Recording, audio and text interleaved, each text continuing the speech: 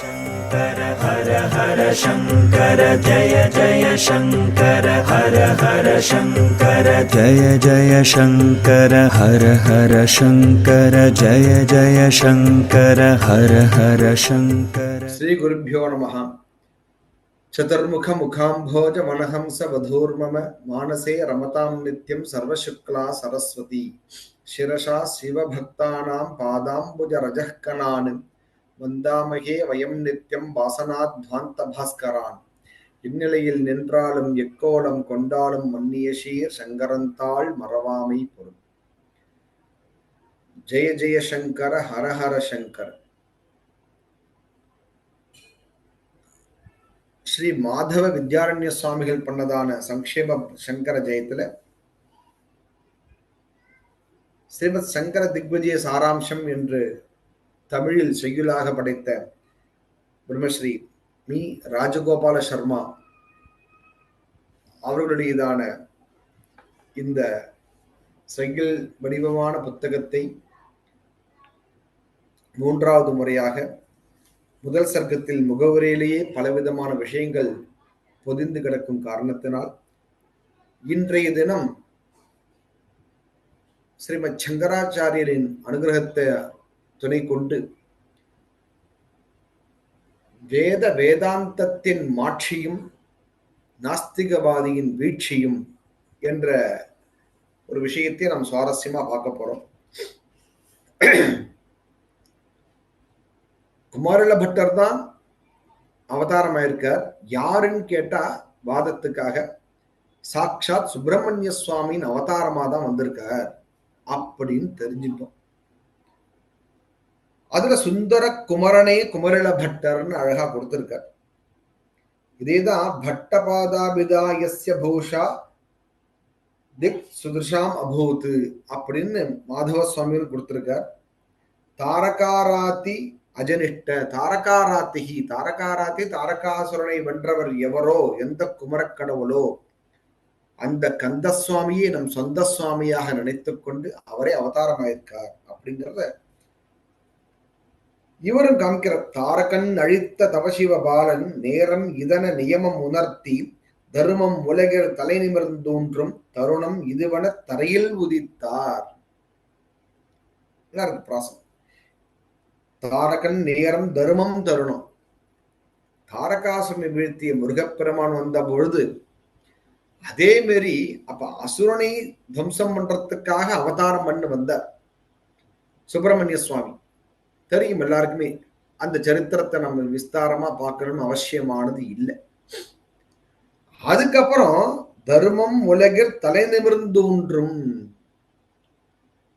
தர்மத்துக்கு ஹானி வரப்ப எல்லா சுவாமியும் அவதாரமாறான்னு தெரிவிக்கிறது. யதா யதாகி தர்மஸ்ய கிளானிர் பவதி பாரதன் கீதாச்சாரியன் சொல்றார். தேவி பாகவதத்திலையும் அம்பாள் சொல்றா. தேவி மகாத்மியத்தில் அம்பாள் சொல்றா.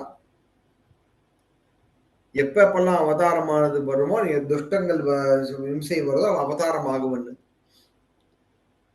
ஆனா ஞானத்தை அழிக்கக்கூடிய துஷ்ட ஞானமுடைய அறக்கரைகளை அவர் அழிப்பதற்கு யார் வர முடியும் கேட்டா வாதி பிரதிவாதிகள் தான் செய்ய முடியும்.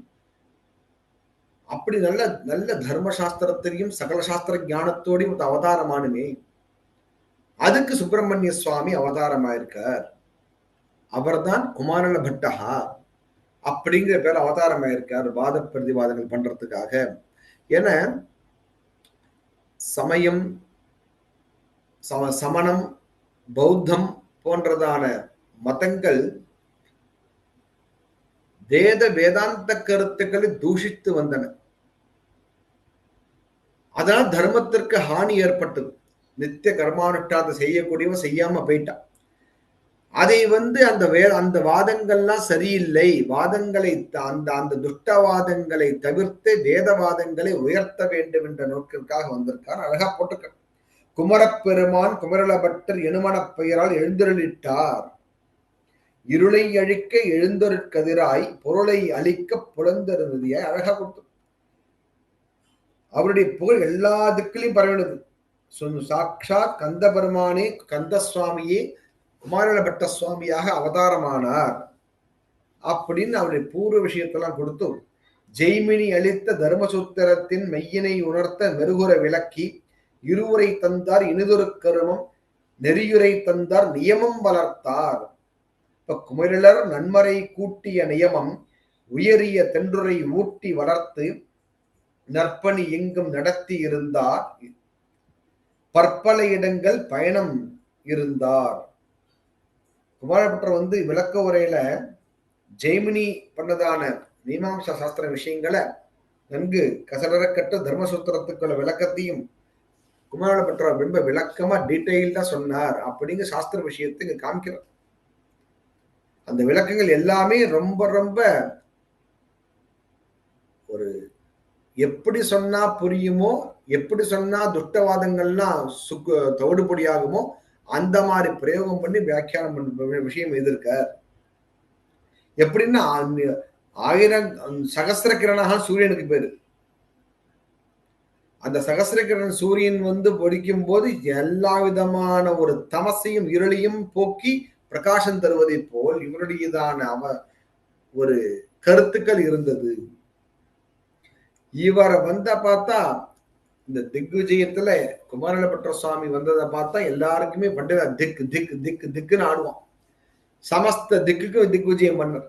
எல்லாருக்கும் திக்கு திக்கு திக்கு பயத்தை கொடுத்து சமஸ்த திக்குன்னு திசைக்கு விஜயம் பண்ணி வாத பிரதிவாதத்துல எதிரிகளை துவம்சம் பண்ணார். அழகா அந்த விஷயத்தை காமிச்சிருக்க. ராஜ்யா சுதன்வதா பிராப நாரீன் ச ஜெயந்திஷா நகரீன் ஜெயந்திஷா. சுதர்மான்னு ஒரு ராஜா, அவர்கிட்ட அந்த ஊருக்கு போனார். அவர் அப்ப வந்தவர் வரிந்து உபசரித்து எந்தவம் என்று எழுந்து வரித்து, எப்படி ஒரு ஆதித்யம் ஹாஸ்பிட்டாலிட்டி எப்படி பண்ணணும்னு அழகா காமிச்சிருக்கார். எப்படி எப்படி அதிதி தேவோ பவ அந்த பிரகாரம் அந்த விஷயத்தை உள்ளடக்கி எந்தவம் என்று எழுந்து வரித்து. அது அந்த மாதவர்ல கூட அப்படி இல்லை. அவர் பிரத்யுத்கம்ய க்ஷதீந்திரா எதிர்கொண்டு அழைத்தார்னு அவருடையதான சம்ஸ்கிருதத்துல போட்டிருக்கு. அதை தழுவி பண்ண செய்யல எந்தவம் என்று எழுந்து வரித்து. ஆனாலும் நீங்க வந்திருக்க நான் பண்ண பாக்கியம். எப்படி சிசுபால வதத்துல கிருஷ்ண பரமாத்மாவை பார்க்க நாரதர் மகரிஷி வருவார். அப்ப அவர் எழுந்து அவருடைய சிஷ்யர் தான். ஆனா அதிதி தேவோ பவா அதுக்காக எழுந்திருந்து பாத்திய அர்க்கியம் எல்லாம் கொடுத்தா வரும். அந்த மாதிரி எந்தவம் என்று எழுந்து வரித்தான் அந்த சுதன்வாங்க ராஜா. சுதன்வா ராஜாவுடைய பேர்.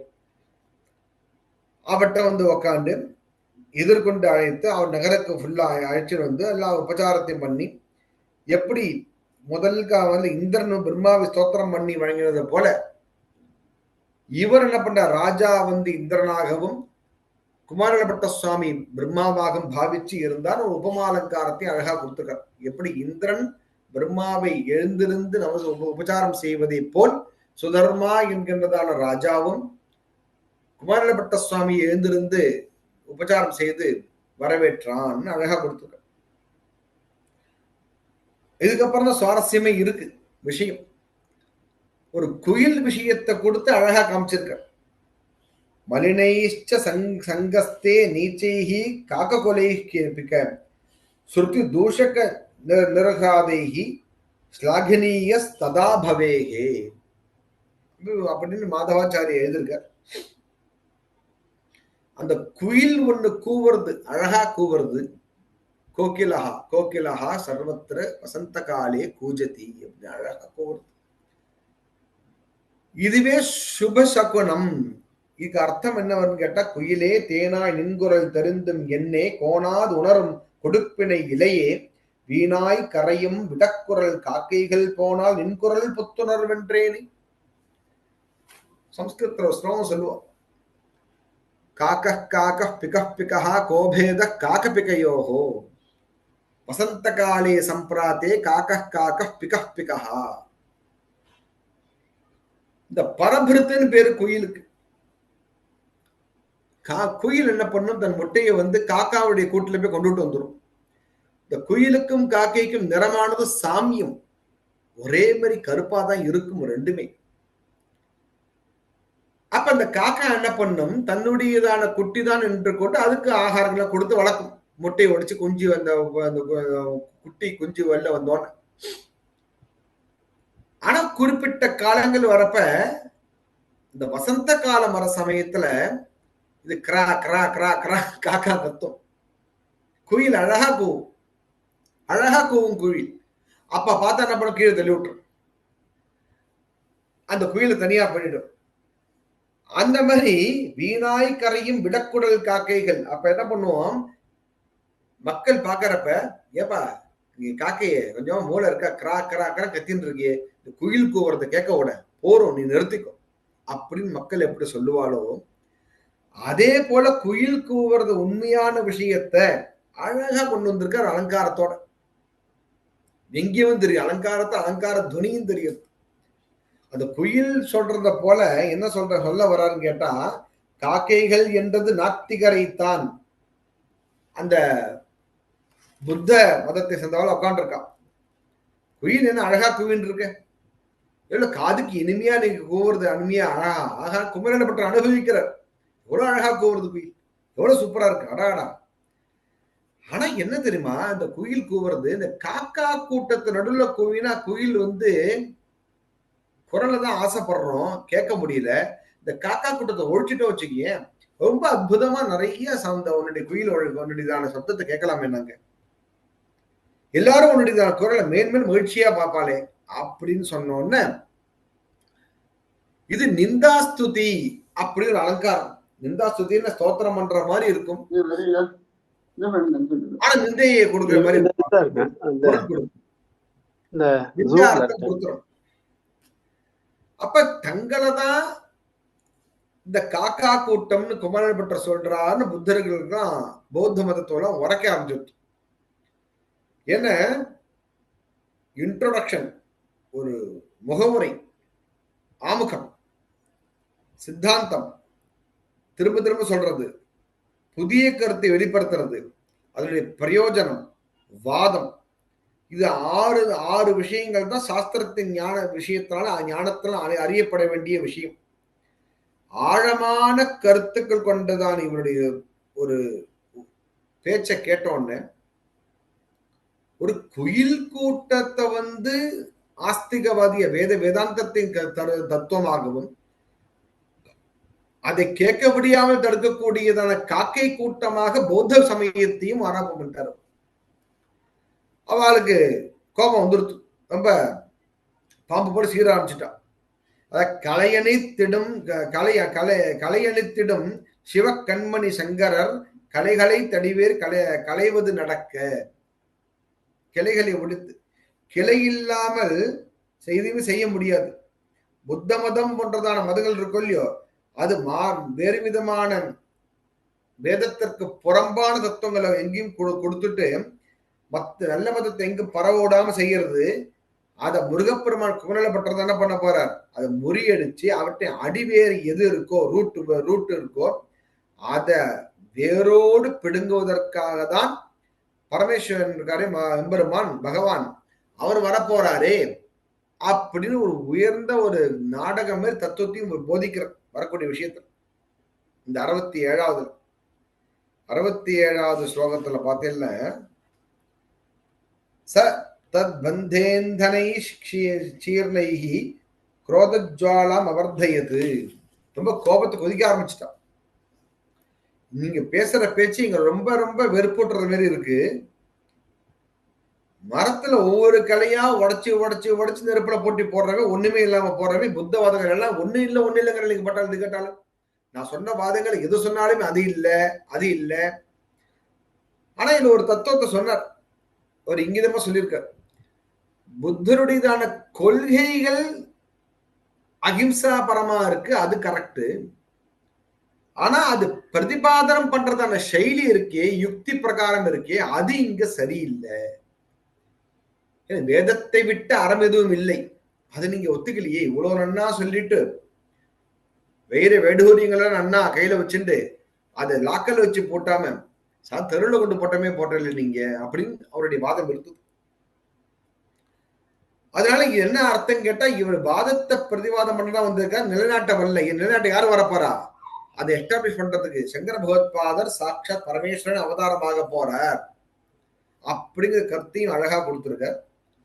இப்ப நாஸ்திகருடைய விஷயத்துல பாக்குறப்ப அவருடைய இத கண்டனம் பண்ற சாசபா வதனைஸ்தேஷாம் ரோஷபாட்டலா காந்திபிஹி பபௌபாலா தபாம்ரைத பபௌபாலா தபாதாம்ரைஹி சரசீவ சரோருகைஹி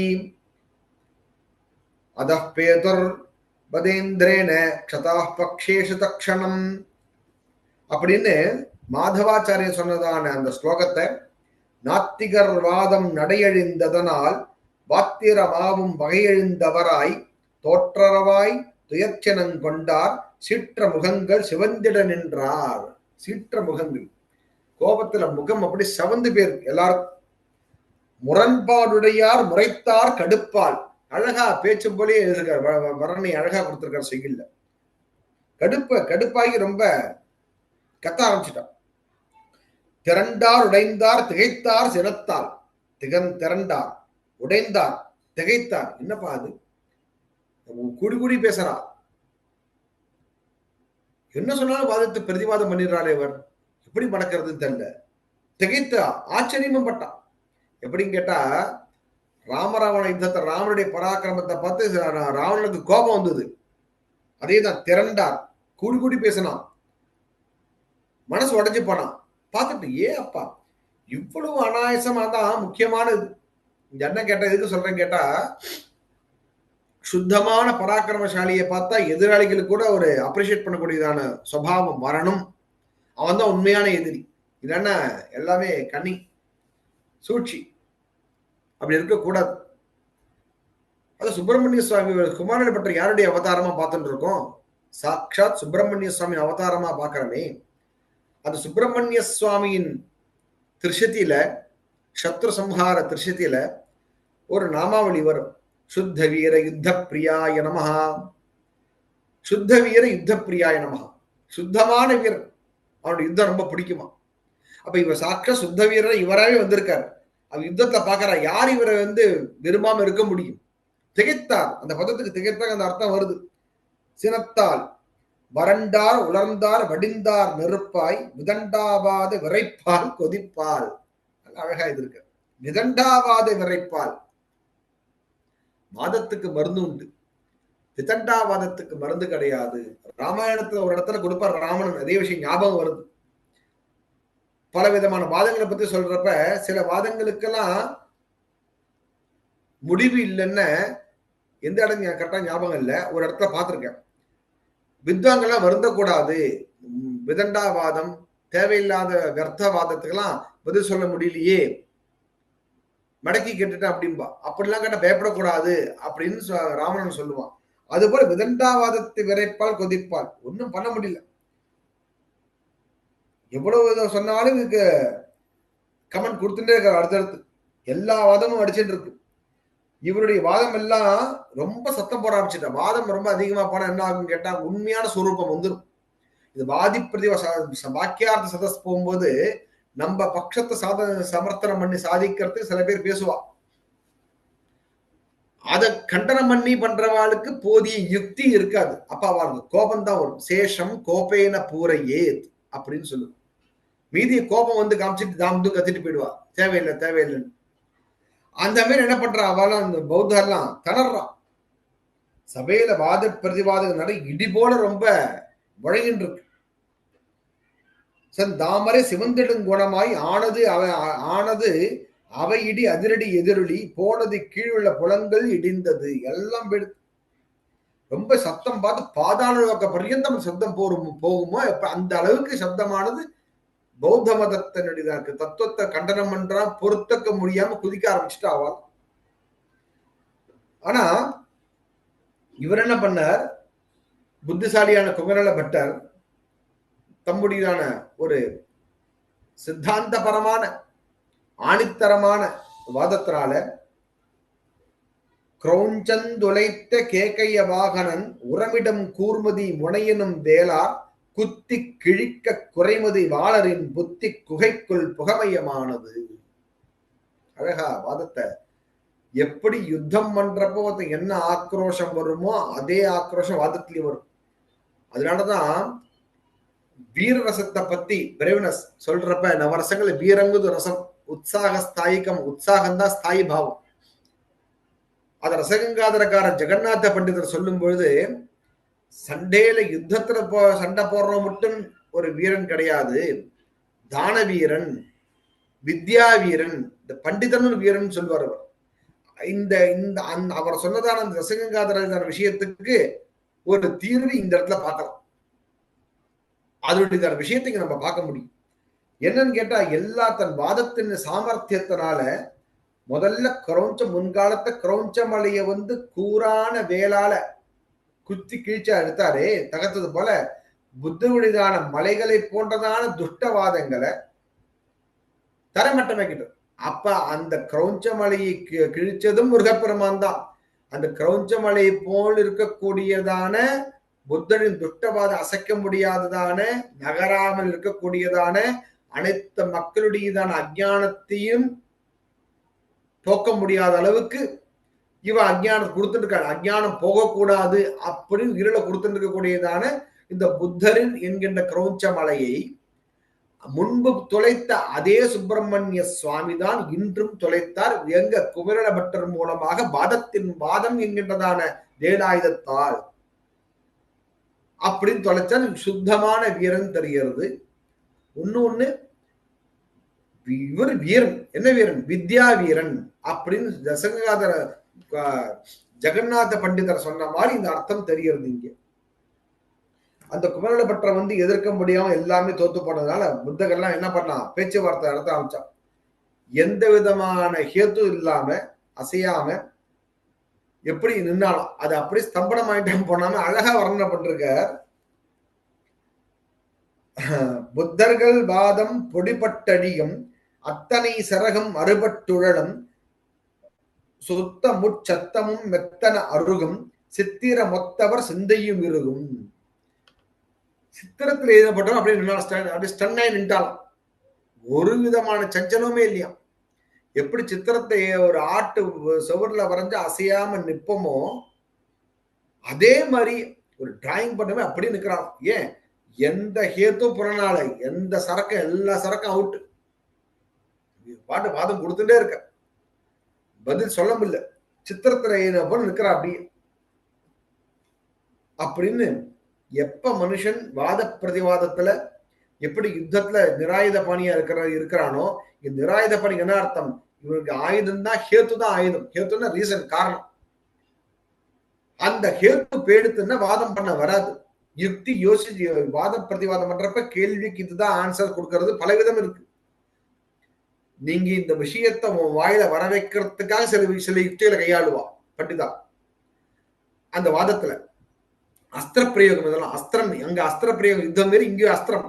இதை கொடுத்தா ஆட்டோமேட்டிக்கா அந்த விஷயத்துக்கு வருவாங்க, அவனே மாட்டுவான். அதை வச்சு திருப்பி அவனை மடக்கிறது, அப்ப திருப்பி வாங்குறது, திருப்பி அவனை உயர்த்துறது, அவன் வாதத்தை திருப்பி கக்க வைக்கிறது, அதை வாங்கி திருப்பி அவனே அடிக்கிறது. இதுதான் யுக்தி பிரதியுக்திகாபரமான வாதம். அவன் விஷயத்தை வாங்கி அவன்கிட்டயே கொடுத்து அவனே திணறடிக்கிறது. அந்த மாதிரி ஹேத்துக்கள் இல்லாம நிராயுத பாணியாக, எந்த விதமான நிர்ஹேத்துவாக யுத்தத்தில் நிராயுத பாணியா வீரன் நின்னாச்சுன்னா ஒண்ணு இல்லைன்னு அர்த்தம், தோத்து போயிட்டாங்க எடுத்துட்ட. அது போல நம்ம யுத்தங்கள்லாம் சேர்த்து அப்ப அவன் கர்வம் அழிஞ்சு போயிடும், தலை குனிவான். அப்பதான் இவ்வளவு தூரம் சண்டை பண்ண முடியலையே, தலை குனிஞ்சு நிற்பான். அந்த தலை குனியறதுங்கிறது ரொம்ப பெருத்த அபமானம். புத்தர்கள் மொத்தம் என்ன, அவருடைய கர்வத்தை ஃபுல்லா அழிச்சிட்டு சுதன்வா என்ன பண்ணா, விருப்பத்திற்கு ஏற்ப அவருக்கு மறைபொருளை எல்லாம் என்ன பச்சா, இவ்வளவு தூரம் சொல்றீங்க, நீங்க வேத தத்துவார்த்தத்தை நீங்க போதிக்கணும், இன்னமும் எவரும் எதிர்த்துரைப்பாரேனில் அந்நியராயவர் அகல கேட்டான். மன்னவன் சொல்றான், யாராவது எதிர்வா சொல்ல முடியுமா, இருக்கேலா அப்படின்னு கேட்டு வேதாந்த நெறி தான் மன்னன் தெரிஞ்சிருந்தான். ஓஹோ, இது வெறி பௌத்த நெறிதான் சுதர்மா நல்ல நெறி நினைச்சுட்டு இருந்தேன், அதை விட வேதாந்த நெறி இன்னும் சுப்பீரியரா இருக்கு, நல்லா இருக்கு, சுவாரஸ்யமா இருக்கு அப்படின்னு வேதாந்த நெறி, வேதாந்த நெறி தான் சிறப்பான ஒரு நல்ல மார்க்கம் அப்படின்னு உறுதி கொண்டு அதை பறைசாற்றினான். அதுக்கப்புறம் யஹ் பதித்வா கிரேஹே சிருங்காத் அபியஸ்தன்மதம் துருவம் சற்று நீத்தாலும் சமதரும் புத்தரும் புற்றன நாளும் புறையுறுமாமரை அற்றழிப்பாரென அரசன் நினைத்து முற்றழிப்போம் என முடிவும் எடுத்தான். இனிமே அது இருக்கக்கூடாதீங்க.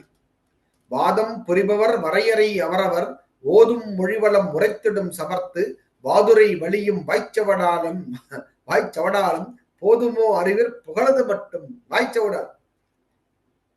அப்படியே ஒரு ஜெனரல் அழகா கொடுத்து வாதத்துல வந்துருத்தவருக்கு எழுதும்போது வாய்ச்சவடால் வாயில வாய் சொல்லில் வீரன் இப்படி பண்றான் அப்படி பண்றான் ஆஹா ஓகுன்னு பேசுவான். ஒண்ணுமே இருக்காது. வேதத்தின் உண்மையான தத்துவத்தை இத்தனை காலம் மறைச்சிருக்கேன். வேதத்தை சூரியனை கண்ட பணி போல் அனைத்தும் விலகியது மக்களுக்கு. ஆஹா, சூரியனை போல பிரகாசிக்கக்கூடிய வேதாந்த தத்துவமானது எங்க, இவருடையதான தத்துவம் எங்க அப்படின்னு வேத தத்துவத்தை மறைச்சிட்டானே. அது சரியாக உணர்த்தணும் மனுஷனும் சுதர்மாங்க ராஜாவும் முடிவெடுத்தான். உலகத்துலதான் எல்லா வாதத்திலையும் வெற்றி தோல்வி ஜெயம் பராஜயம் அவசியம் இருக்கும். ஆனா ஒவ்வொருத்தரும் அந்த கருத்துக்களை கரெக்டா கொடுக்கணும். அந்த கருத்து ஹேத்து கரெக்டா இருந்தால் விண்பெறிடுவான், சரியா இல்லைன்னா தோத்துடுவான். அப்ப அவ என்ன பண்ண, எந்த மலை உச்சியில இருந்தோ குதிச்சு எந்த இடம் தெரியாம இருக்கிறாளோ அந்த கோட்பாடு உண்மை அப்படி தீர்மானிக்க சொன்னான். யாரு மலையின் உச்சியிலிருந்து குதித்து எந்த விதமான பாதிப்பும் இல்லாமல் டக்கு இருந்து நிற்கிறானோ அவனுடைய குறைபாடு அவனுடைய கொள்கைகள் உண்மையான கொள்கைகள் அப்படின்னு தீர்மானிக்கிறேன் அப்படின்னு சொன்னான். ராஜா சொன்ன இந்த கேள்வியை கேட்ட உடனே எல்லா பண்டிதாலும் பரஸ்பர முகத்தை பார்த்துட்டான், பயந்து போய் ஒன்னும் பேச முடியல அவரால். மன்னர் வச்சதான இந்த ஸ்பர்தையில இந்த இதுல போட்டியில எல்லாருமே பயந்துன்றதான். ஆனா குமாரன பட்டர் இருக்காரு, கொஞ்சம் கூட யோசிக்கல. மனதை வேத பொருளாக நினைச்சிட்டு மலை உச்சி அடைந்து அங்கிருந்து வர சொன்னாராம். மலை உச்சிக்கு போயிட்டார், நான் போறேன் கவலைப்படாதீங்க அப்படிங்கறத அழகா காமிச்சு 74 மதித்து நடந்து மலைமையில் திருவடி பதித்து இனிந்து புகழை அருளினை துதித்து முடிந்து தொழிலையும் தொலைவிலும் செவியிற குதிக்கும் முன்வரை குமரன் தந்தான். அவர் குதிக்க ரெடி ஆயிட்டார். மேலேந்து மலை உச்சிக்கு போயிட்டார். நேரா அங்க போய் சொல்றார், நான் சொல்ல போறேன் யார் என்னங்கிறது இவர் பிரகாசப்படுத்த போறார். இவர் யதி வேதா பிரமாணம் ஸ்யுஹு பூயாத் கச்சிதத்ரமே க்ஷதிஹி இதி கோஷயதா தஸ்மாத் அத்ரபாதி சுமஹாத்மனா.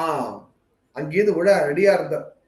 வேதங்கள் உண்மையாக இருந்தால் என் உடல்ல ஒரு க்ஷதின்னு ஒரு குறைவும் வராது. உருமறை நான்கும் உண்மை அதனால் சிறுகுறையின்றி சிறுத்தல் உடனே. இது நல்ல பதம், ரசிக்கணும். உருமறை சிறுகுறை என் மனம் பதித்தார் எழும்பி குதித்தார் கனவதும் இன்றி களத்தை விதித்தார். அங்கேயும் சொல்லின, உன் உடம்புல உண்மையான வேத பிரமாணம் ஒழுங்காக நல்ல பிரமாணமாக இருந்தால் நான் மேலேந்து குதிக்க போறேன், என் உடம்புல எந்த விதமான ஒரு காயமும் வராது, திடமா சொல்றேன். குதிச்சுட்டார். அங்கேருந்து எல்லாரும் பார்த்து பயந்தான். அப்ப திதியாய் பெண்வழி பேரன் அளித்த நிதியால் வானுல இன்பம் முடித்து இதமாய் எயாத்தி இறங்குவதான விதமோ இதுவன் வியந்தனராமே. ஏயாத்தி சொர்க்கத்துல தன் புண்ணியத்தை எல்லாம் ஏயாத்திக்கு முடிஞ்சு போயிடுது. க்ஷீணே புண்ணியே மத்தியலோகம் விஷந்தி சொல்ல சொர்க்கத்துக்கு கேட்கணும். சொர்க்கத்துக்கு போனா பிக்சட் டெபாசிட் மாரி, ஷேர் மார்க்கெட்ல பணம் போட்ட மாரி, மியூச்சுவல் ஃபண்ட்ல பணம் போட்ட மாதிரி தான் இருக்கிறவர் தான் அனுபவிக்கலாம். அதை எடுக்க எடுக்க எடுக்க குறைஞ்சுன்னு திருப்பி வரவங்க கஷ்டப்பட வேண்டியதான். அது போல சொர்க்கம்லாம் வாஸ்தவிக நிரந்தர சுகம் கிடையாது. இந்த சொர்க்க சுகம் வேணுமா மோட்ச சுகம் வேணுமாங்க கிரந்தம் படிக்கிறதுக்கு ஒரே கிரந்தம் நீலகண்ட விஜய சம்பு மட்டும்தான். நீலகண்ட தீட்சை பட்டிருக்க பரமேஸ்வரிதான ஒரு பாதாரந்த சேவையை விட இவரை எந்த சுகம் பெரிய சுகமா இருக்க முடியும் அப்படின்னு அழகா கொடுப்பார். அந்த மாதிரி ஏயாத்தி என்ன பண்ணா தன்னுடையதான பெண்வழி பேரன் செய்த நியம விஷயத்துக்கு ஒரு நினைவாஞ்சலியா மீண்டும் இந்த புலகத்துக்கு வந்தான். அது போல வந்திருக்காரோவர் ஏயாதி போல இருக்காரு மேலேந்து இறங்குறத பார்த்தா. அப்படி வேதங்கள்லாம் தன்னை அர்ப்பணிச்சு குமாரபட்டர் மேலேந்து விழக்கூடிய சமயத்துல மலையிலேருந்து ஒரு பஞ்சு மூட்டையானது கீழே போனா அப்படி ஜம்முன்னு அப்படியே கீழே வந்து அடி இல்லாம கீழே வந்து விழும். அது போல அழகா வந்து விழுந்தார். அது எல்லாரும் பார்த்தா. ஓஹோ, இப்ப புரிஞ்சுதா வேதங்கள் பெரிதா, பௌத்த சமணவாதங்கள் பெரிதான்னு. அவ யாரும் கீழே மேல கூட போல, மலைக்கு கூட போல. நான் தைரியமா ஏறி வேதம்தான் பிரமாணம், வேதம்தான் நம்மளை காப்பாத்துறது, வேதம்தான் வேதோ ரட்சத ரட்சதா, தர்மோ ரட்சக, வேதத்தை வேதத்தை காப்பாற்றப்படுவான். வேதம் தான் தர்மம். வேதோகிலோ தர்ம மூலம். வேதம் தான் அகில தர்மத்துக்கு மூலம். ஞான விஞ்ஞான வாரதிபி எல்லா மகான்களும் சொல்லியிருக்கா அப்படின்னு கோஷத்தை மேல போய் நான் மொத்தம்தான் பிரதிஷ்டாபனம் பண்ணிருக்கேன். இந்த பௌத்த மதமோ சமண மதமோ யாருமே பண்ணலையே. அப்ப நீங்களே புரிஞ்சுக்கோங்க எந்த வாதம் பிரமாணமானது, எந்த வாதம் பிரமாணம் இல்லாதுன்னு தெரிஞ்சுங்க அப்படின்னு பிரத்யக்ஷமான ஒரு விஷயத்த மக்கள்ல அந்த காலத்துக்கு எதிர்பார்த்தா தெரியறது. நிரூபிச்சு காட்டு எல்லாமே. இப்ப சுவாமி இருக்கா இல்லையா கேட்டு இருக்கமே. சுவாமி இருக்கா இல்லையா கேட்டு திடீர்னு ஆவிர்வாவம் ஒரு நாள் ஆகதான் போறார். இந்த பௌத்த சமண கூட்டங்களை போல நாஸ்திகவாத கூட்டம் எந்த காலத்திலையும் உண்டு. யாரும் அழிக்க முடியாது. அவர் சொந்தமா சித்தாந்தத்தை பண்ணி குமாரபட்டர் சுவாமியுடைய காலத்துல அவளை அழிச்சா. நம்ம அவருடையதான வேதாந்த சாஸ்திர சித்தாந்தங்களை வாங்கி கொண்டு நாம் படித்துக்கொண்டு நாம் தெளிந்து கொண்டு எழுதி கொண்டு இந்த மாதிரி திக்விஜய சாராம்சம் பண்ற செய்யுளின் மூலமாகவும் நாஸ்திகவாதத்தை அழிக்க முடியும். அப்படி புதுவிதமான விஷயத்துல இந்த மீராண்ட கொடுத்திருக்காரு தோன்றது. தமிழ் செய்யுள் மூலம் எல்லாருக்கும் தெரியறதுக்கு. அப்ப வேதங்கள்ல எல்லாரும் உறுதி பூண்டு வந்தான்னு அர்த்தமானது காமிச்சார். அப்ப அதே சர்க்கத்துல அது இடியொழி கட்டி எல்லாருமே விஷயம் சந்தோஷப்பட்டா. அது மக்களுடையதான காதுக்கு எட்டி எல்லா மன்னனுடைய காதுக்கு விஷயமானது போல வேதத்தின் மேல் நம்பிக்கை அபரிமிதமா வந்தது. அதன் பிறகு என்னாச்சுன்னு கேட்டா புத்தர்கள் சமணர்கள் எல்லாரும் எதிர்ப்பு தெரிவிச்சா. இந்த நிகழ்ச்சி ஒரு மதத்தின் நிரூபணமாக இருக்க முடியாது. யாரு பௌத்தர்லாம் சொல்றான். உடம்புல காயமே இல்லாம குதிக்கிறதுக்கு ஒரு மணி மந்திர ஔஷதம் இருந்தாலே போருமே. மணி மந்திர ஔஷதம் மூணுதான் முக்கியம். துணையா இருக்கலாமே அப்படின்னு கூறினோம். ஏன்னா வாத பிரதிவாதம் ஒத்துக்க மாட்டான். நல்ல விஷயத்தை நம்ம சொல்ல வேண்டாம். பொலிட்டிக்கல்லயே நல்லது நடந்தா அப்படிலாம் கிடையாது, இப்படிலாம் பண்ண முடியாது அப்படின்னு ஏதாவது எதிர்வாதம் கொடுத்துட்டே இருப்பான். அப்ப என்ன வாதமா கொடுத்திருப்பான், என்ன மணி மந்திரம்னு என்ன, ஔஷதம்னு என்ன, எப்படி வந்திருக்கு அப்படி விசாரம் பண்ணி பார்த்தா அது முக்கியமான ஒரு ட்விஸ்ட் ஒன்று வச்சிருக்காரு. என்னங்கிறத நம்ம அர்த்தத்தோட அடுத்த ஒரு தொடர் வகுப்புல அவனருளாலே அவன் தாழ்வு நீங்கி சந்தித்து சிந்திப்போம். ஹரஹர நம பார்வதி பதையே. ஹரஹர மகாதேவா. தென்னாடுடைய சிவனே போற்றி, எந்நாட்டவர்க்கும் இறைவா போற்றி. ஜெய ஜெய சங்கர ஹர ஹர சங்கர, ஜெய ஜெய சங்கர ஹர ஹர சங்கர. ஸ்ரீ சங்கர பகவத்பாத சுவாமிக்கு ஜெய். நம சிவாய.